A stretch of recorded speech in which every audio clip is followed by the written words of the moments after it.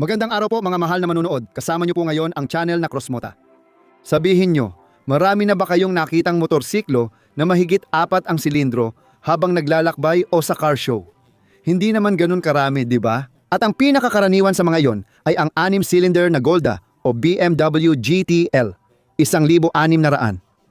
Gayunpaman, may mga tala sa kasaysayan ng paggawa ng mga motorsiklo na may higit pa sa 6 na silindro sa makina. Sa episode na ito, iniimbitahan ko kayo na pag-usapan natin ng kaunti ang tungkol sa mga motorsiklo na may V8 na makina. Maaaring mukhang maliit lang ang paksa dahil napakabihira ng ganitong mga sasakyan. Pero maniwala kayo, hindi maliit ang paksa at talagang kapana-panabik ito. Umupo ng komportable, magsisimula na.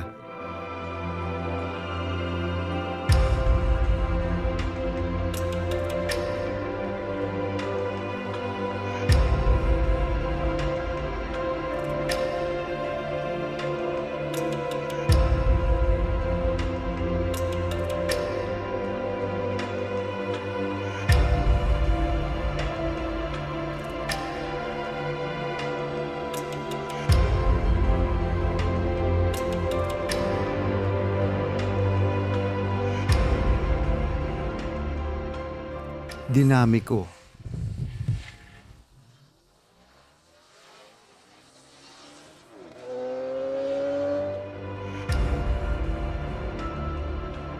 Sigurado akong karamihan sa inyo, kahit ginising sa madaling araw, ay kayang magpaliwanag ng V-shaped na 8. Pero para sa formalidad, babasahin ko ang talata mula Wikipedia. Ang V8 ay isang 8-silindrong piston engine, kung saan ang dalawang hanay ng tig-4 na silindro ay may iisang crankshaft at nakaayos sa paraang kahawig ng letrang V sa Ingles. Hindi na mahalaga ang mga termino. Mas mahalaga kung kailan at saan unang nagamit ang ganitong makina. Masiglang musika, masigla. Ang V8 ay Amerika. Ibig sabihin, ang makinang ito ay matibay na kaugnay ng American muscle car.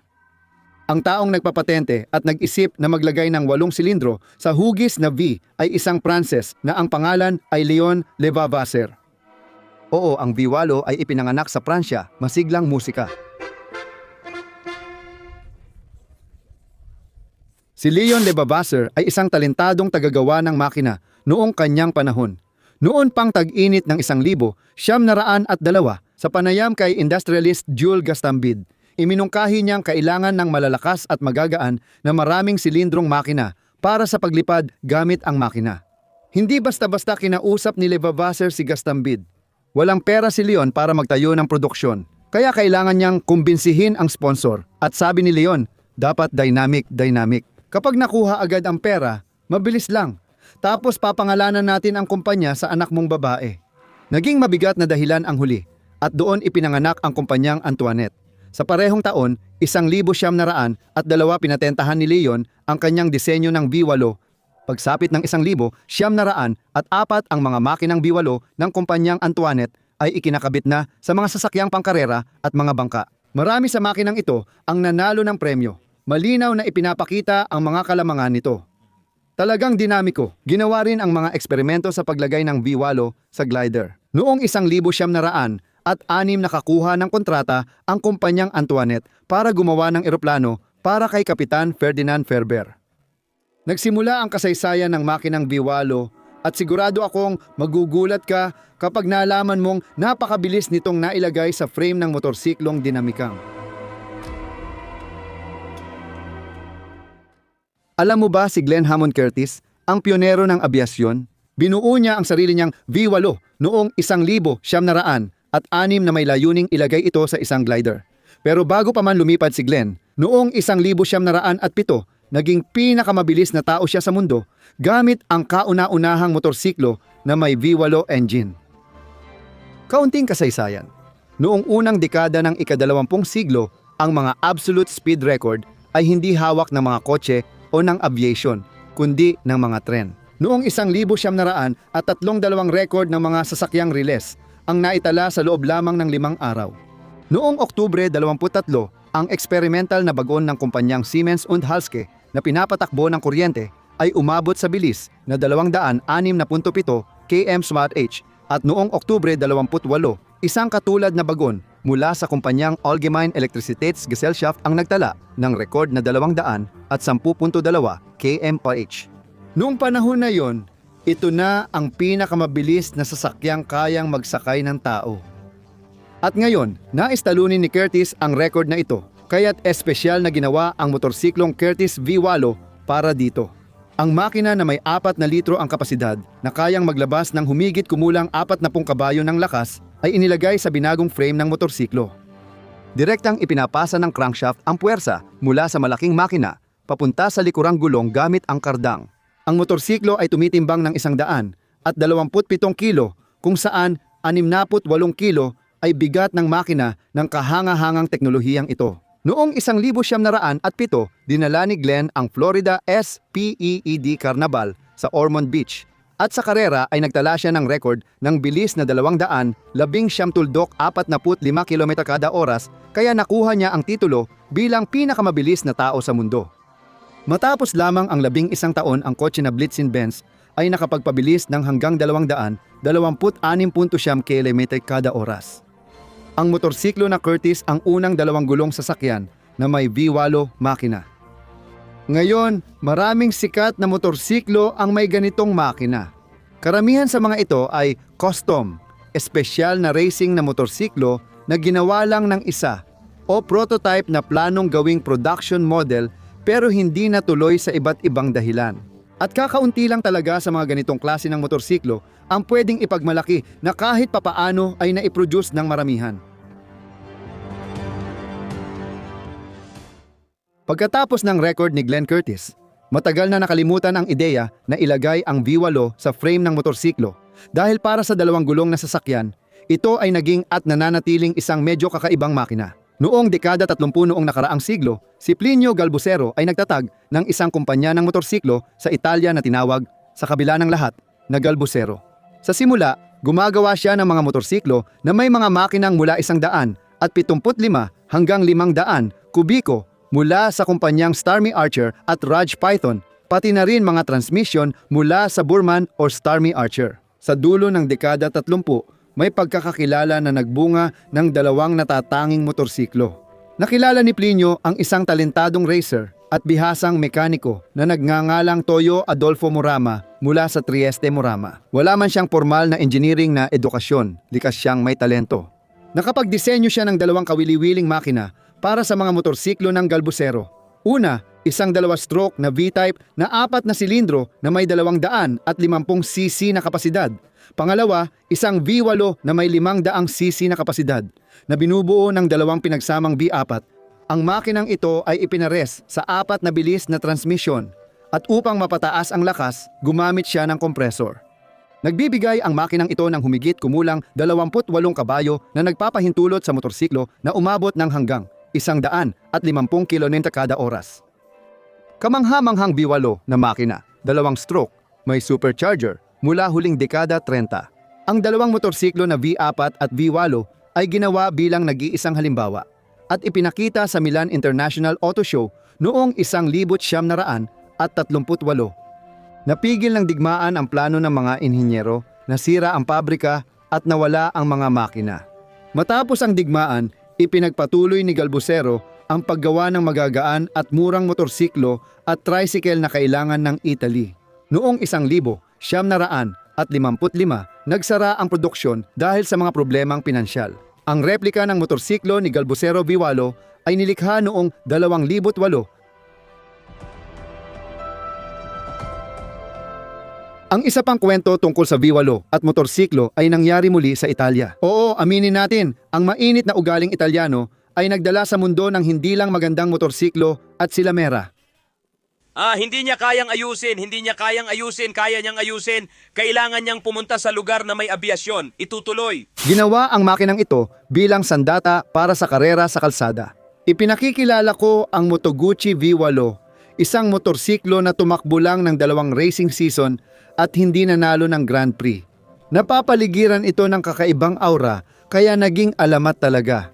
Pero pag-usapan natin isa-isa. Noong dekada 50 si Julio Cesare Carcana, habang nasa Moto Guzzi, ay gumawa ng magagaan at magagandang 1 silindrong racing na makina na 250 at 300 at 50cc. Sa loob ng 9 na taon, nakakuha ng 8 kampyonato sa mundo ang Kubiko. Pero sa 500 kubiko, di nakasabay ang Moto Guzzi sa inline 4 ng ibang kumpanya. Noong 1953 gumawa si Carcana ng sariling racing inline 4 na makina na nakalagay pahaba sa frame. Sa ganitong paraan, siniguro ng inhinyero ang aerodynamics ng motorsiklo. Noon, sumisikat pa lang ang mga fairing. Hindi naging matagumpay ang inline 4 na motorsiklo. 2 taon at 2 panalo lang, kaya itinigil ito noong 1954. Gusto ni Julio gumawa ng bagong racing motorsiklo pero ayaw na niyang sundan ang landas ng inline 4. Sa simula, pinag-isipan ang makina na V6 ang format, ngunit para maalis ang unang antas ng panginginig ng makina, kailangan ng 120 degree na anggulo na napakahirap para sa disenyo. Kaya napunta ang atensyon sa V8. Hindi magiging mas malapad ang makinang ito kaysa sa 4 na silindro ni Julio. Katanggap-tanggap sa disenyo ang 70 degree na anggulo ng pagbuka na kailangan para maalis ang unang antas ng panginginig. Ang unang guhit ng makina na ginawa ni Enrico Cantoni at Umberto Tadero ay may petsang Nobyembre 15, 1954 at noong Marso 1955 ay nagsimula na ang mga pagsubok sa test bench. Ang makinang ito ay isang napaka-kompaktong unit na may liquid cooling at dry sump lubrication system. Ang diameter ng silindro at stroke ng piston ay 44 at 41 mm ayon sa pagkakasunod na nagbigay ng 500 cm3 na displacement. 2 hanay ng silindro na naka 70 degree anggulo ang inilagay sa crankcase na gawa sa magnesium alloy. Dumaan sa crankcase ang axis ng pag-ugoy ng swing arm ng likurang suspension, kaya mas matibay at magaan ito. Sa V8, naglagay si Carcana ng 8 del Orto na carburetor. Kinokontrol ang 8 ito ng lever rods mula sa throttle cable at pinapakain ng 2 external float chamber. Bagaman sinubukan ng Moto Guzzi ang 4-valve na disenyo noong 1924, pinili nilang 2-valve format sa V8 upang hindi na gawing mas komplikado ang makina. Ang makina noong 1955 ay nagbibigay ng 62 lakas kabayo sa 11,500 na revolusyon kada minuto at kayang umabot ng hanggang 16,000 nang walang problema.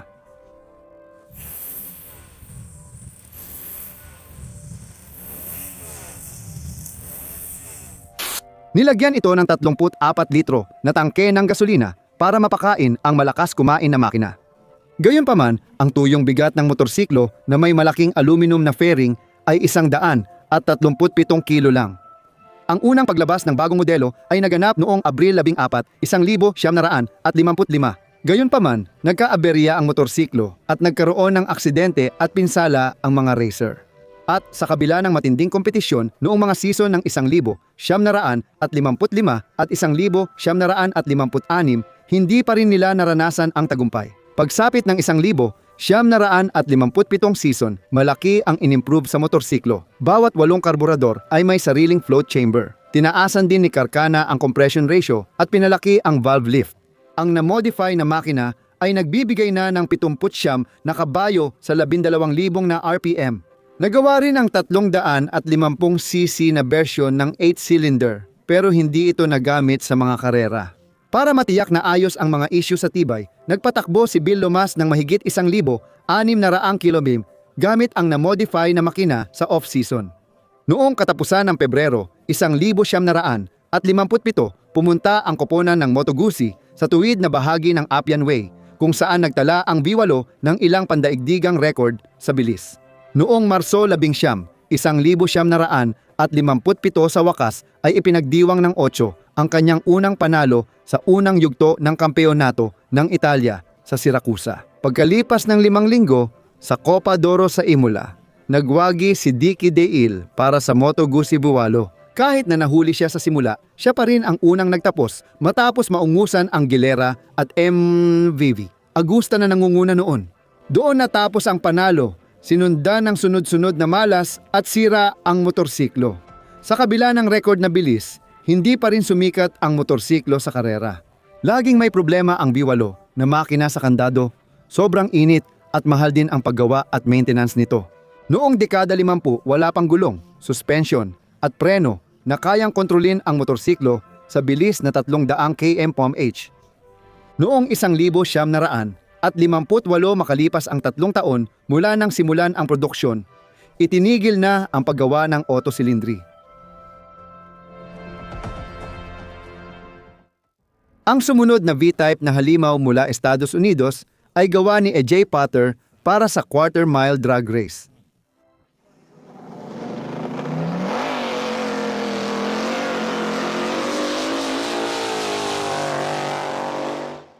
Habang nag-aaral si Potter, napansin niyang parang makina ng Harley ang makina ng Chevrolet kapag tiningnan sa gilid. Bata pa lang, mahilig na siya sa motorsiklo at karera. Noong 1957, sinimulan ni AJ gawin ang una niyang sasakyang pangkarera. Ang halimaw na may V8 sa frame ng Harley ay natapos noong 1960. Ang motorsiklong ito ang naging tiket niya sa internasyonal na kasikatan at popularidad. Sa simula, gumawa si Potter ng centrifugal na clutch gamit ang Harley-Davidson preno at sprocket mula sa combine sa bukirin ng kanyang ama. Di naging epektibo ang solusyon at sunod-sunod ang malas niya sa karera. Gaya ng sinabi minsan ni A.J. Potter, isang beses, gabing-gabi na, matapos ang isa pang lata ng serbesa, na pag-isip-isip ko na hindi naman pala kailangan ang clutch. Gumawa si Potter ng direktang koneksyon papunta sa gulong sa drag strip. Inilalagay niya ang motorsiklo sa starting line gamit ang stand. Pinaikot ang makina hanggang mga 7,000 RPM. Tapos kapag nag-green light na, itutulak lang niya ang bike mula sa stand at aalis na siya. Isipin mo kung gaano katapang ang kailangan para kontrolin ang 500 horsepower Chevy VV8 na makina habang nakasakay ka rito. Kung titingnan mo mula sa labas, ang Widowmaker ay nangangahulugang tagagawa ng byuda. Oo, ganun isinasalin ang salitang Widowmaker. Halos lahat ng sasakyan ay makina. Walang radiator kahit liquid-cooled ang motor. Dahil sa maikling oras ng karera. Noong 1973 ang motorsiklong Widowmaker ay naisama sa Guinness Book of Records bilang pinakamabilis mag-accelerate na motorsiklo sa mundo. Quarter mile sa loob ng 8.68 segundo na may bilis na 276 km/h sa finish line. Matagal na panahon ang lumipas. Ngayon, si Eric Tibuol at ang kanyang jet drag bike ang may hawak ng titulong ito, ngunit nananatiling bahagi ng kasaysayan ng 2 gulong ang motorsiklo ni Potter. Sa totoo lang, may hiwalay na usapan tungkol sa mga jet na motorsiklo. Heto ang lumitaw na paalala. At heto ang mga eksena para makita nyo ang kabaliwan ni Potter. Nagawang tapusin ni Potter ang isang quarter mile sa video na ito sa loob ng 10.3 segundo na umabot sa bilis na 233 km/h habang palaging dumudulas ang likurang gulong.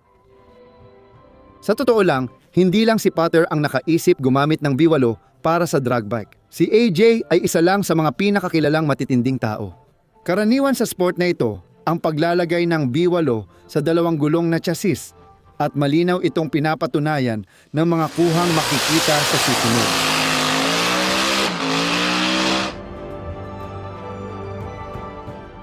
Narito na mga kaibigan, ang legendary Boss Hoss, mga dambuhalang production motorsiklo na may V8 na makina. Meron akong 5.7 at isang gulong lang kung saan napupunta ang lakas. Bahala na kayo dyan mga kasama, tapos na. Ang kumpanyang Bosch Horse Cycles ay itinatag ni Monty Warren noong 1970. Nagsimula ito sa ideya ng paggawa ng malaki at makapangyarihang motorsiklong Amerikano.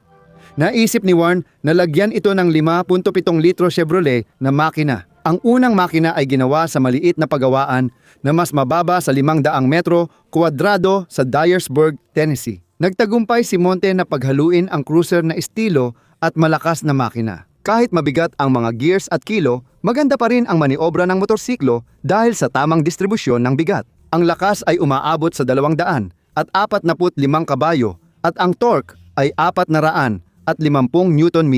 Para magamit ang lakas na ito, ginamit ang likurang 18 pulgadang gulong na may gulong ng kotse na may lapad na 300 mm. Tara't alamin natin ang ebolusyon ng mga motorsiklong ito. Dati, inaalok ni Bosch ang produkto bilang set ng frame at chassis na nagbibigay sa kliyente ng pagpipiliang makina at personal na settings. Noong 1976 nagsimulang magbenta ang kumpanya ng kumpletong motorsiklo. Ito ay ang modelong BHC, ZZ, 4, kung saan ang huling bahagi ng pangalan ay tumutukoy sa naka-install na power unit. Kaya nga, ang makina ng ZZ 4 ay may kapasidad na 5.7 litro at lakas na 355 kabayo. Ang modelong ito ay umiral hanggang 2011 noong 1997, 1998 may inilabas na maliit na batch ng Boschos na may 4 litro na V6 mula sa Chevrolet. Ngunit hindi naging popular ang bersyong ito. Ang totoong Yankee ay kailangan ng V8. Noong panahong iyon, ang benta ay nasa humigit kumulang 300 na unit kada taon. Noong una bago ang 1900 at 1999 isang bilis lang at may reverse gear ang transmisyon ng motorsiklo, pagkatapos naging 2 bilis na ito. Noong 2000 ang mga namumuno ng Boschos Cycles ay nalulong sa Colombian Coke at ipinakilala nila sa publiko ang Boschos BHC. 3,500 at 2 na may big block sa frame. Ito ay isang makina na may 8.2 litro at 500 horsepower na makina. Ang modelong ito ay ginawa hanggang 2008 at sa parehong taon ay pinalitan ito ng modelong BHC, 3 Luxury Sport, 2 na may 6 litro na makina. Noong Enero 2006 ang mga motorsiklo at pasilidad ng produksyon ng Boschos ay nakatanggap ng pag-aproba ng uri ng sasakyan mula sa European Commission. Kaya opisyal na kinilala ang Boschos Cycles bilang nag-iisang tagagawa ng motorsiklo na may V8 na makina sa buong mundo. Sa panahong ito, humigit kumulang 4,000 unit ng motorsiklo ang nagawa. At noong 2009 nilagyan ng Boschos ng Luxury Sport 3 na makina. Ang modelo na may Luxury Sport 3 na makina ay maipagmamalaki ang lakas na 400 at 45 kabayo at torque na 600 at 3 Newton meter. Noong 2012 lumabas ang bagong henerasyon ng mga motorsiklo. Ang puhunan ay inilaan sa mga makabagong makina. Aluminyo ang mga silindro, 32 balbula, tig-2 overhead camshaft at iba pa. Bilang karagdagan sa mga 2 gulong na sasakyan, matagal nang gumagawa si Boschos ng linya ng mga trike. Mayroon ding limitadong serye na may 476 na makina na may kapasidad na 8.1 litro, kulang lang ng 100 kubiko para umabot sa big block ng taong 2000. Hanggang ngayon, gumagawa pa rin ang Amerikanong kumpanya ng ilang motorsiklong may malaking V8. Dapat tandaan, si Boschos ang pinakakilalang V-shape na 8 sa mundo. Walang ibang kumpanya o kumpanya ang nakalampas o kahit nakalapit man lang maging sa dami ng mga unit o sa dami ng mga modelo. Tiyak na ito ay tagumpay.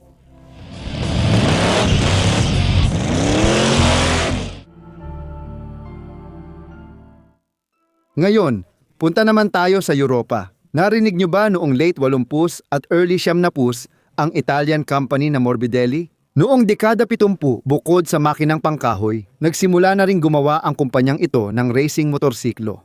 Noong 1976 ang motorsiklo ay para lang sa factory racer, pero pagkatapos nito, naging available na rin sa ibang racer at kupunan. Sikat ang Morbidelli dahil sa 4 na panalo nila sa Grand Prix.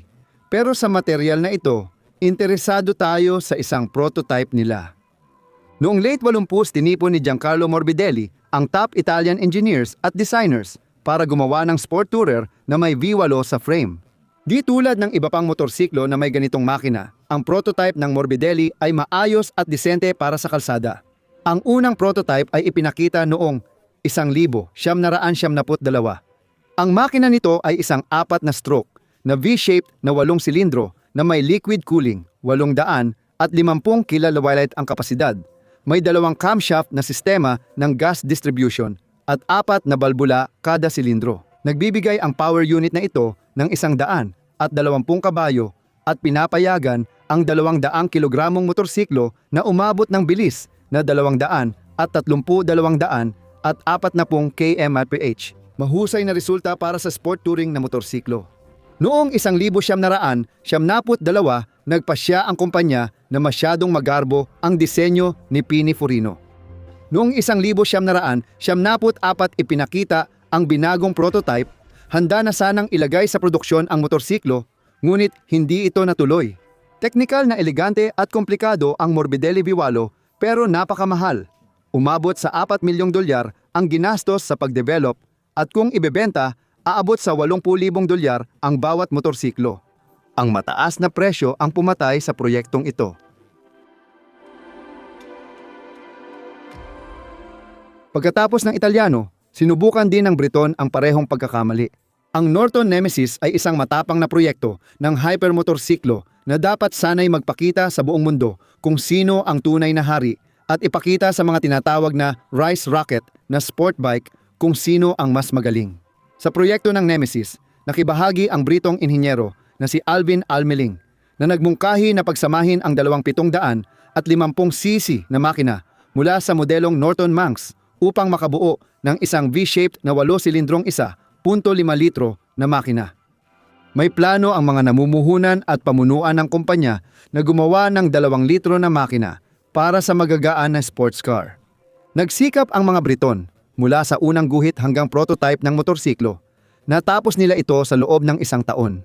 Noong 1978, ipinakilala nila sa publiko ang Norton Nemesis, ang tinaguriang pamatay ng mga hyperbike. Pareho sa itsura at sa mga katangian nito.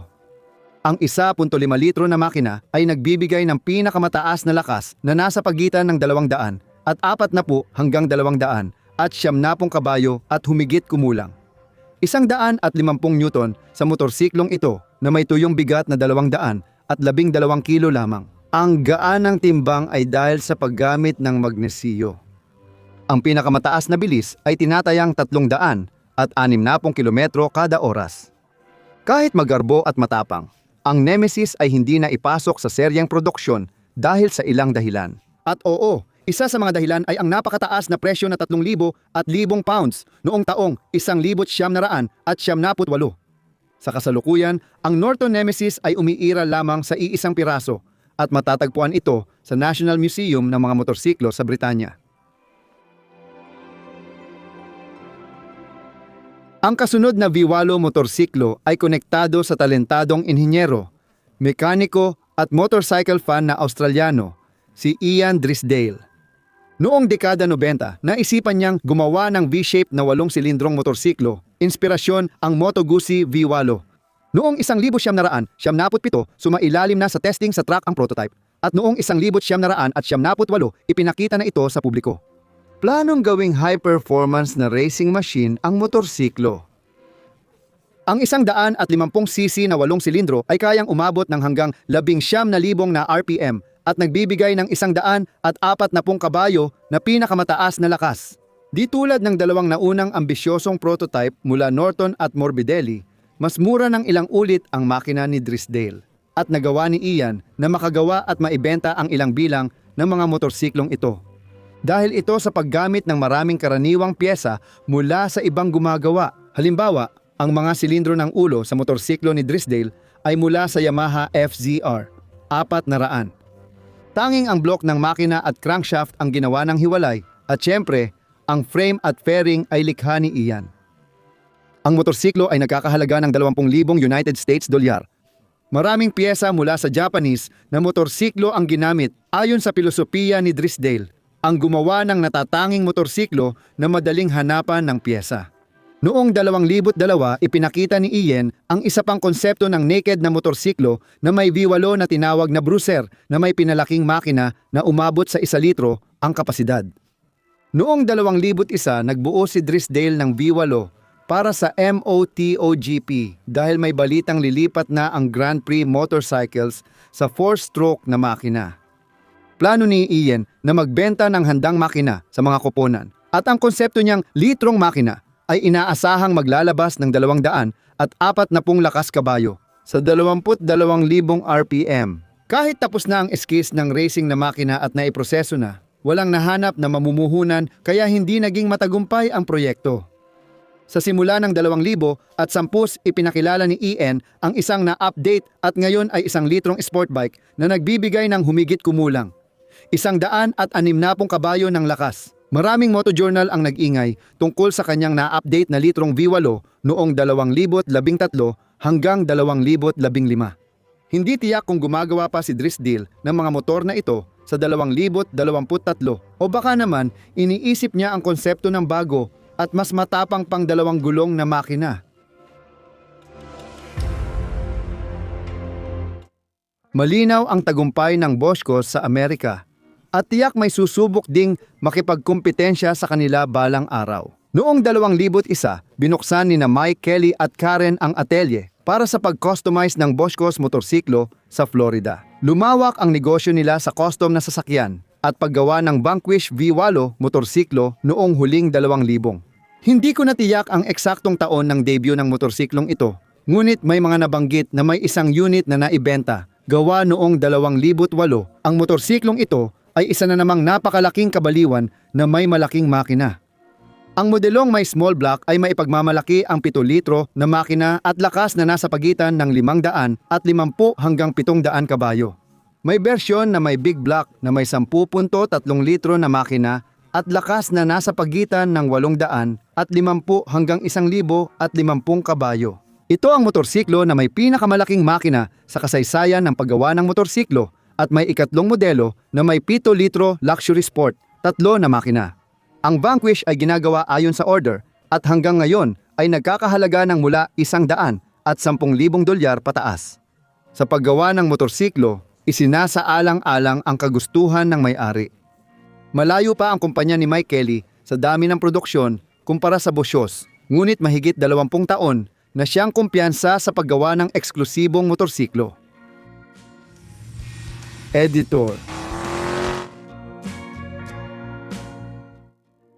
Heto ang isang magandang gawa-gawang motor mula Rusya. Si Naumov ng Desperados Motorcycle Club ay nagpakita ng motor na Vozhna 5000 noong 2007 motoslet sa Maloya-Roslavets. May 5 litro V8 mula Gorkovsky Automobilny Zavod. 53 ang motor na nakakabit sa frame. Siyempre, sa tulong ng club, umabot ng halos 2 taon ang ginugol ng may akda sa paggawa ng dambuhalang ito. Ang layunin ay makagawa ng makapangyarihan at kahanga-hangang makina. Ang motorsiklo ay itinayo sa paligid ng makina at ang bawat bahagi ay maingat na inayos. Ang sariling gawang balbula, rocker arm, mas mataas na compression ratio, inayos na fuel system at iba pang pagpapabuti ang nagresulta sa 200 kabayong lakas ng makina. Ang disenyo ng motorsiklo ay nangangahulugan na ang clutch nito ay pinipisil gamit ang paa at kamay at iisa lang ang gear, direktang konektado mula sa makina papunta sa gulong. Sa idle na takbo, umaandar ang motorsiklo sa bilis na 60 km kada oras. Sabi ng may akda ng proyekto na paabot niya ang makina sa 200 km kada oras. Hindi man ito ang pinakamataas, pero hindi na nila tinangkap ang lampasan. Umaabot ang makina mula sa lugar hanggang 100 km kada oras sa humigit kumulang 3 segundo. Ang disenyo ng undercarriage ay kakaiba. Sa unang tingin, ang console type na harapang braso ay kahawig ng bahagi mula sa Yamaha GTS 1000. Sa totoo lang, wala itong kinalaman. Ito ay malayang interpretasyon ng kilalang suspension na may pahabang braso at umiikot na hub. Base sa mga litrato, ilang panahon ding inayos ang makina at mula sa sulong motorsiklo ay naging sidecar ito. Sa sidecar inilagay ang radiator ng pagpapalamig, tangke ng gasolina at iba pang gamit na mahirap ilagay sa solong frame. Maganda ang naging resulta ng sariling gawa. Itong napakalaking motorsiklo na may V8 na makina ay ginawa para sa drag racing at makatuwirang isipin na ito ay galing sa Amerika pero hindi ganoon. Ang Rapom V8 ay ginawa noong 2007 sa United Kingdom ni Nick Ergyle. Batay ito sa makina. Mula sa truck, nagawa ni Nick na isiksik sa 2 gulong na chassis ang 8.2 litro na turbocharged na makina na nagbibigay ng 1,000 hanggang 1,200 kabayo. Ang lakas ay depende sa boost pressure at ang makina ay tumatakbo sa methanol. Dahil sa potensyal ng 400 at 50 kilogramong makina, umaabot ito mula 0 hanggang 100 sa 2 segundo. Sa ibang aspeto, ito ay klasikong disenyo para sa mabilisang karera sa tuwid na linya. Noong Pebrero 2007, unang ipinakita ang motorsiklo sa MCN London Motorcycle Show at ginugol ni Nick ng 3 taon at humigit kumulang $60,000 para gawin ang halimaw na ito. Dito sa video, ikukwento ko tungkol kay Dennis Franz at ang 2 V8 na proyekto niyang motorsiklo. Ang una sa mga ito ay kabaligtaran ng mga drag bike na may napakalaking makina. Ang pangalan ng motorsiklong ito ay Franz Flyer V8 at ipinagmamalaki nito ang pinakamaliit na V8 sa mundo ng motorsiklo. Ang displacement ng gawa-gawang makina ay 300 at 72 cubic centimeters lang. Pero pakinggan ninyo kung gaano kaganda ang tunog nito.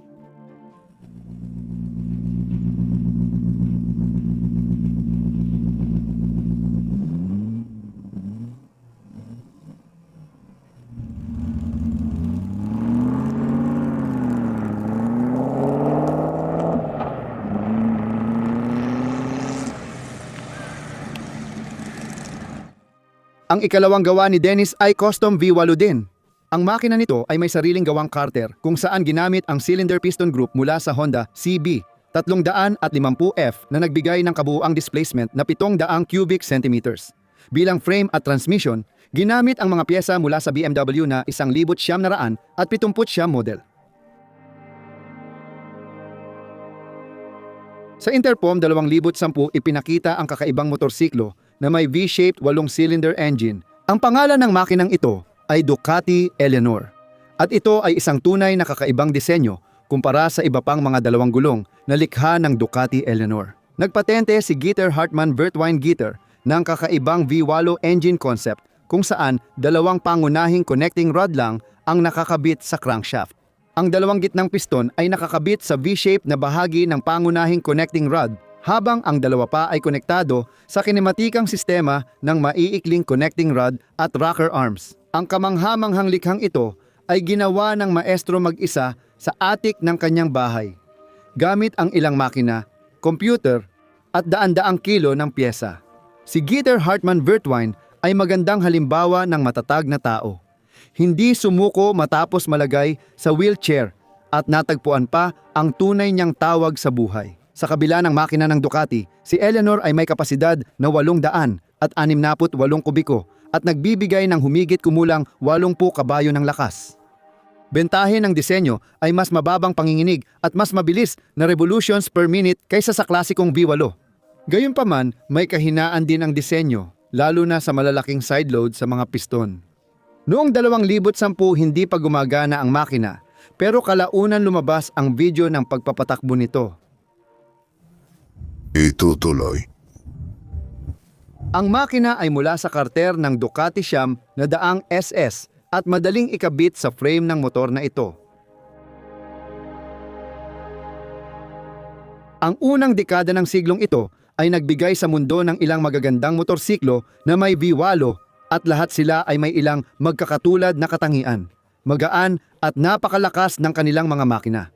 Ang una ay itinayo ni ZEF Eisenberg noong 2014 kasama ang kanyang kumpanya na Eisenberg Racing ZEF. Ipinagmamalaki niya ang kanyang likha bilang pinakamalakas at pinakamagaan na V8 motorsiklo sa mundo. Ang pangalan ng motorsiklong ito ay Eisenberg Electric Vehicle. 8 tungkol sa pagiging pinakamalakas at pinakamagaan na motorsiklo na may V8, medyo nagbibiro si Eisenberg ngunit nagawa niyang mahanap ang tamang balanse. Pinagsama niya ang mataas na performance, magaan na timbang at magandang itsura. Ang V8 ay nilikha kasama ng mga nangungunang tagagawa ng makina sa United Kingdom. Ang makina na may bigat na 88 kilo lang at may 3 litro na displacement ay kayang maglabas ng 400 at 80 horsepower at 300 at 53 Newton meter at ito ay sa isang naturally aspirated na makina. Ang road version ng motorsiklo ay nilimitahan sa 400 horsepower ang lakas. Di tulad ng Bosch, Haas at Vanquish, flat plane crankshaft ang gamit ng Eisenberg makina, hindi cross plane. Kahit may dagdag na panginginig, ginagawang mas magaan ng disenyo ang crankshaft. Mas mabilis tumaas ang revolutions per minute ng makina at kaya nitong umabot ng 11,000 nang walang problema. Ang ganitong disenyo ay ginagawang kahawig ng makina ng Eisenberg ang sa Ferrari at ibang racing V8. At ngayon, isa pang napakahalagang numero. Ang bigat ng motorsiklo ay 280 kilo lang. Halos 4 na taon ang development at noong 2015 tuloy-tuloy na ang pagsubok sa makina. Sa unang test drive nito, na kunwari ay para lang sa pag-break-in ng makina, umabot ang electric vehicle, 8 sa napakataas na bilis na 333 kilometro kada oras. Ayon sa koponan ng kumpanyang Eisenberg, ang pinakamataas na bilis ay nasa paligid ng 362 kilometro kada oras. Kumpiyansa silang kayang lagpasan ang 400 kilometro kada oras kung lalagyan ng fairing ang motorsiklo.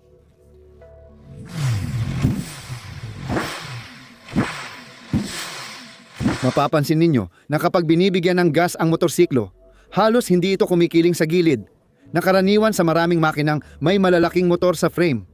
Paayon, lahat ng ito ay dahil sa kabaligtarang direksyon ng pag-ikot ng clutch at ng gearbox kumpara sa crankshaft para mabalanse ang reaktibong puwersa. Sa ikalawang kalahati ng 2010 dinala ang motorsiklo sa maraming eksibisyon na umaakit ng interes mula sa mga potensyal na mamimili habang patuloy na inaayos ang disenyo at sinusubukan ito para sa tibay at kaligtasan. Nagkaroon din ng ilang partikular na problema ang mga taga-Eisenberg sa pagkuha ng pahintulot para magamit ang kanilang motorsiklo sa mga pampublikong kalsada.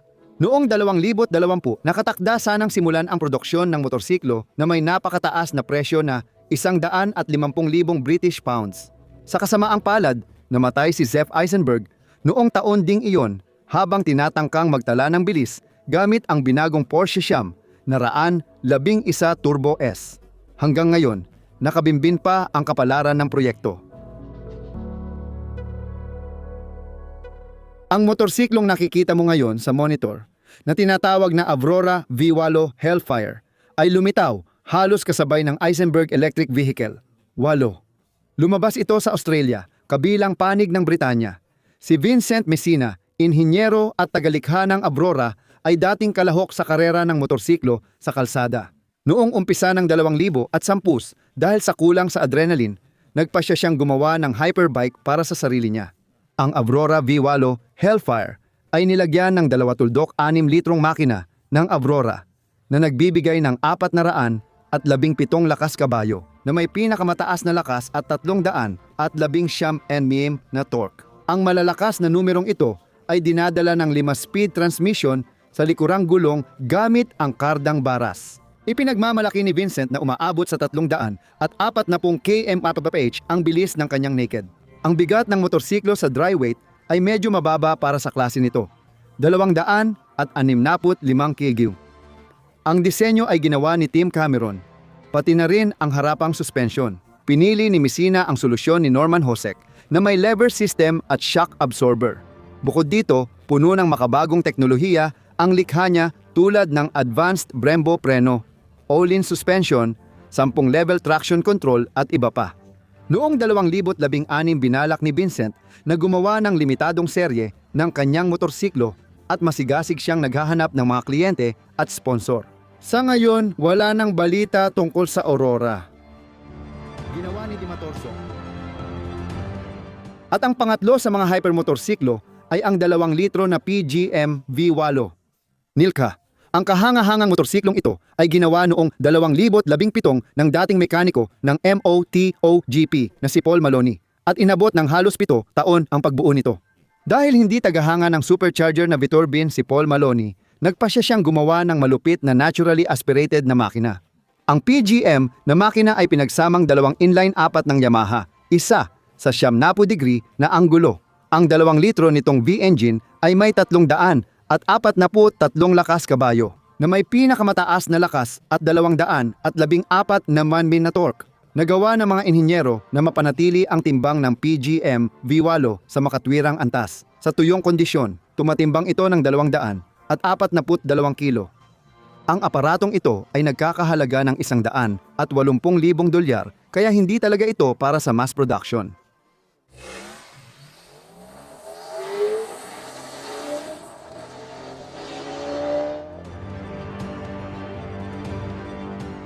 Ang French tuning atelier na Lazaret, na kilala sa kanilang mga kakaibang proyekto, ay nagpakita ng kanilang motorsiklo na may V8 na tinatawag na Lazaret LM 847 noong 2016 sa Geneva Auto Show.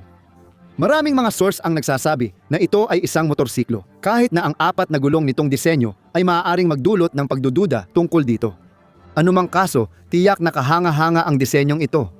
Si Ludovic Lazaret ay isa sa mga pinakakahanga-hangang taga-disenyo sa industriya ng motorsiklo at ang kakaiba niyang likha ay palaging nagiging tampok sa mga unang pahina ng mga moto magazine.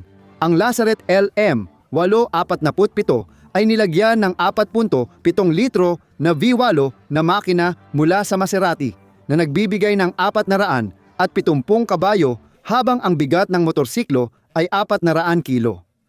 Oh, talagang kakaiba ang disenyo. Pero sa tingin ko, dehado pa rin ito kumpara sa PGM V8 Aurora Hellfire at Eisenberg Electric Vehicle 8.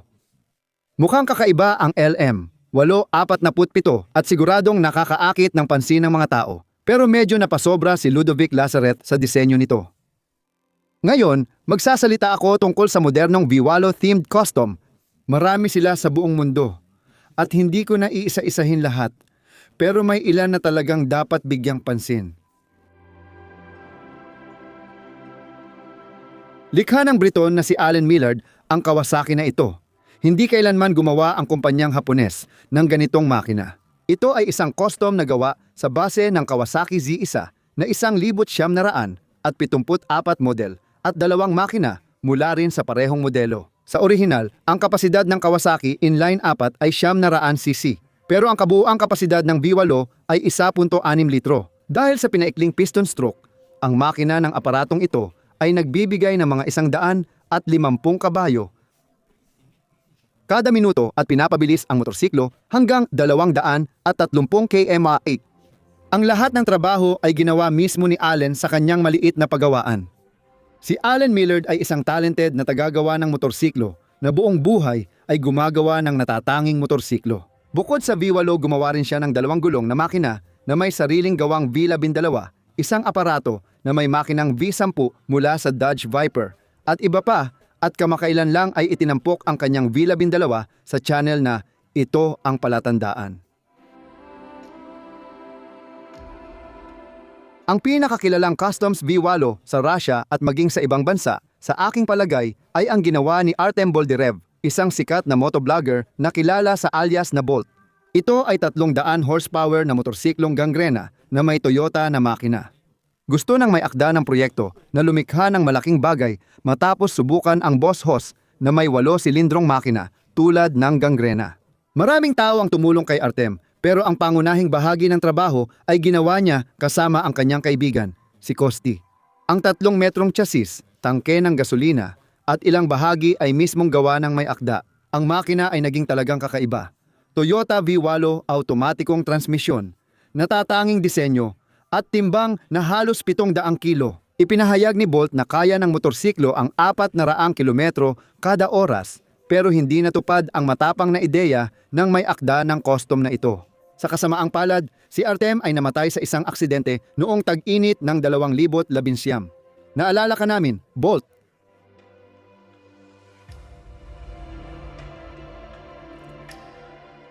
At bilang panghuli, narito ang isang ganap na bagong custom para sa inyo. Itong vintage na motorsiklo na may V8 ay ginawa ni Pavel Malanik. Tinatawag itong motorsiklo JAB V8 at ipinakita ito sa publiko. Nangyari ito noong 2023.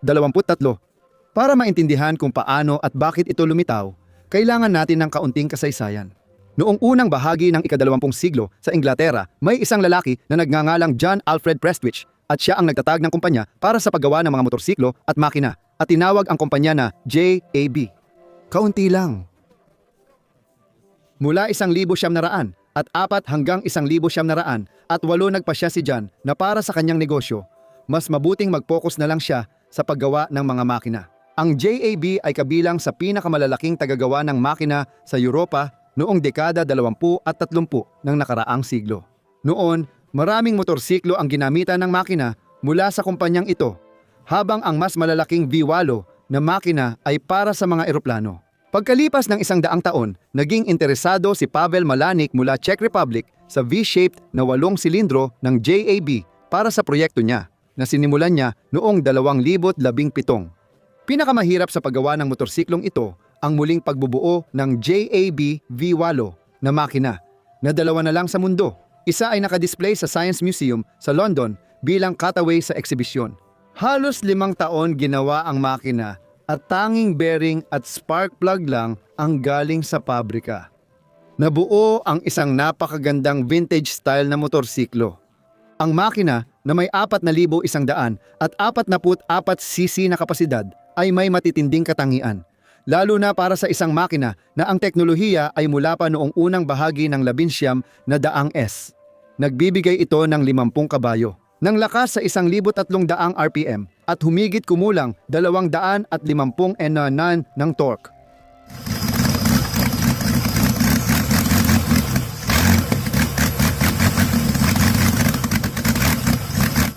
Ipinakita ni Pavel Malanik ang kanyang likha sa Bohemian Custom Motorcycle Show sa Prague at ginawaran ng Best of Show. Naganap ang kaganapang ito noong unang bahagi ng Marso 2023.